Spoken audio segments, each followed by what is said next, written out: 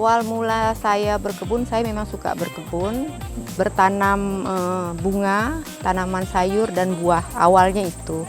Kemudian di tahun 2020, saya dari Dinas Kehutanan Provinsi, saya dipindahkan ke UPT KPH Keburaya. Kebetulan waktu itu musim Covid, Pak ya.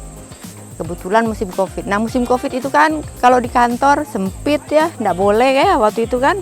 Akhirnya saya kebetulan waktu itu KKPH-nya Pak Ponti ya sebelum saya ada menurunkan bibit di HL Pinang Dalam. Nah, saya menanam bibit gelam di HL Pinang Dalam. Kemudian setelah itu ada orang yang menawarkan lahan di samping HL Pinang Dalam. Kemudian saya berkebun ala petani hutan di HL Pinang Dalam. Saya menanam ubi, menanam jagung yang bisa dimakan.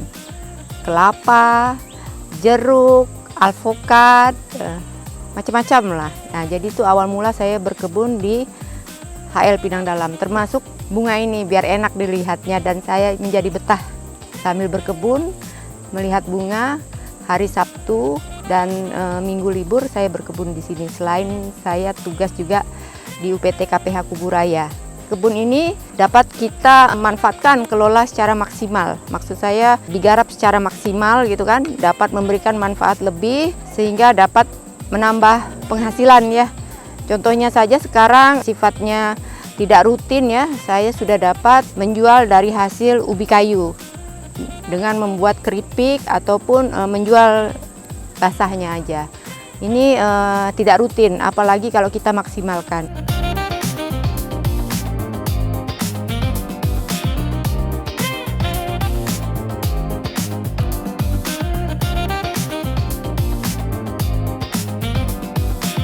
Saat ini memang kami fokus dalam rangka untuk pemberdayaan masyarakat. Nah, tentu dalam pengelolaan lahan gambut ini kita harapkan dilakukan dengan cara tidak dibakar.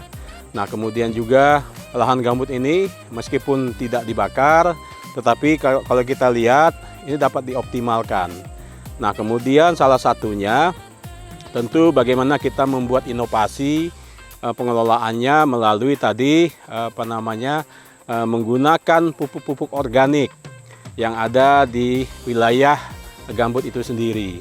Nah, kemudian kita membuat cuka kayu. Nah, cuka kayu ini sebagai salah satu juga untuk pembasmi gulma, juga bisa sebagai pupuk. Nah, demikian bahwa pengelolaan gambut ini tidak hanya kita konsen membakar. Artinya harus kita lakukan edukasi ke masyarakat bahwa gambut ini jangan dibakar, karena kalau sudah dibakar unsur haranya habis. Paling yang menyuburkannya abu, sehingga memang kita edukasi itu yang kita sampaikan ke masyarakat. Dan bukti contoh nyatanya berapa kelompok tani ini sudah menerapkan itu dan produksinya tetap stabil, kemudian juga memberikan dampak ekonomi bagi masyarakat khususnya petani. Nah, tentu kami harapkan hutan ini dapat dimanfaatkan dengan optimal melalui pengelolaan pertanian, kemudian pengelolaan kehutanan, dan tentu kita mendorong masyarakat sejahtera dan hutannya harus lestari.